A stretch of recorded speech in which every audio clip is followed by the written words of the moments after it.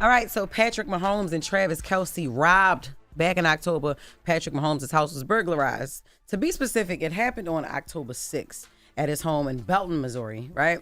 And what makes it crazy is that less than 48 hours later, Travis Kelce's home was burglarized. And Travis lives in Leawood, Kansas, which is about 20-minute drive from each other. All right, so Missouri and Kansas, they're two different states, obviously, but they are like within minutes of each other. Like New York and New Jersey, I'm assuming. Absolutely. Right. Mm-hmm. Yep. So, Patrick and Travis, they haven't spoke on it until now. In a press conference, Patrick spoke lightly on it.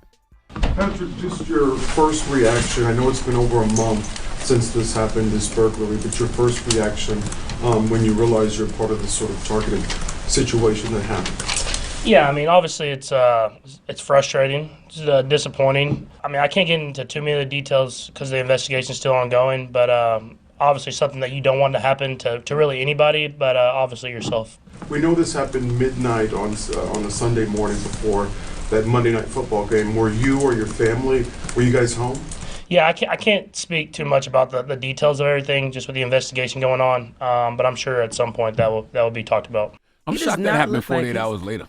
Yeah. Because I would think, you would think it would happen on a game day, because everybody know exactly where they at. But that's what he said. They said it happened the night of Monday Night Football. The other one happened 48 hours later. Yeah, that was, not even 48 hours later. Yeah, probably because they were traveling. That's the sad thing about a lot of these basketball players, NBA players, and football players, hockey players, baseball players. They know when they're traveling because you can just check the schedule, you know? Yep. That is true. They also can afford 24 hour, 7 day a week security too, though. Yeah, absolutely. Hell yeah, especially Travis right now. Ask your girlfriend for it. It don't matter. Like it don't matter. It's something you can afford it. But I'm gonna say, just for the record, Patrick don't look like he sound like that. I didn't know that he sounded that way. Wait a minute, he's biracial.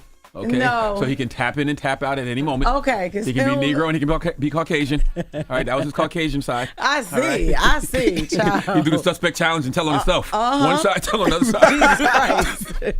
Martin Lawrence on future projects. So he sat down with Jennifer Hudson on her show, and during the interview, they spoke on some of his upcoming projects.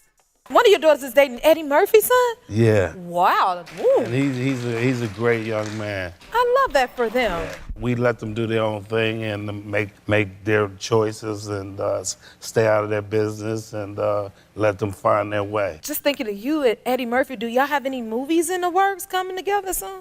Eddie's working on something. He told me about, I don't know the name of it right now, but there's something. We're working on something. Oh, that's all we want to hear. Is it a sequel to Blue Streak?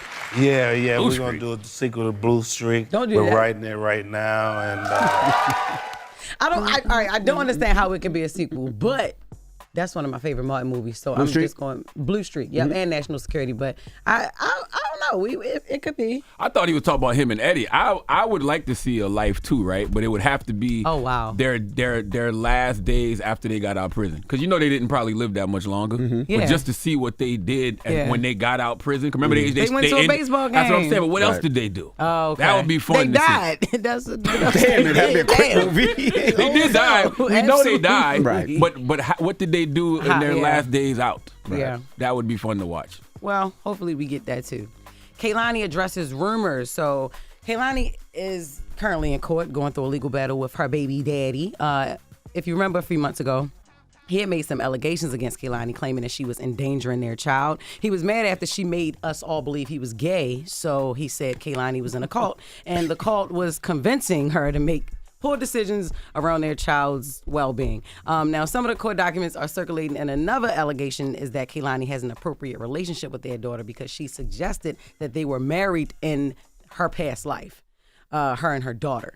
And she took to Instagram. I know that's what it is. So she had took to Instagram to post like screenshots of her and her baby daddy's text messages, so she went to a person that specializes in people's past life, right? And she was just joking around, and you can tell in the text messages that she was just playing and joking, but she claims that he altered the text messages to make it seem like, like he was basically baiting her into telling him everything that she's doing to endanger the child. But like, if you read them, I'm gonna just read one. This is something that she said she was telling him that the lady told her. She said she got eaten by a shark in her previous life, and after that, she got shot off the boat by some Spaniards. Damn. Like, this is all, but she says LOL all throughout. She got laughing emojis, and then at the point in the conversation, she says, all these people probably lying. I don't know. You know what I'm saying? So, but he deleted some of his responses. He deleted the LOL and deleted the... So his responses are like, oh, brother, gotta be way more skeptical of these people. What information did she use to reach that conclusion? But you can tell, like, he altered them or whatever, right? So, and my thing is, she could have just posted her side of it to see what he deleted, but she said she don't have to do that online. She's handling everything in court, but some things she just wanted to come online to prove, because this is asinine. This is ridiculous. So, yeah, they're going to be battling that in court. More updates coming on that. That's Jess with the Mess. All right. Well, thank you, Jess. Now, up next, we got the People's Choice Mix. Get your request in right now. 800-585-1051. It's The Breakfast Club. Good morning. Wake that ass up. In the morning. The Breakfast Club.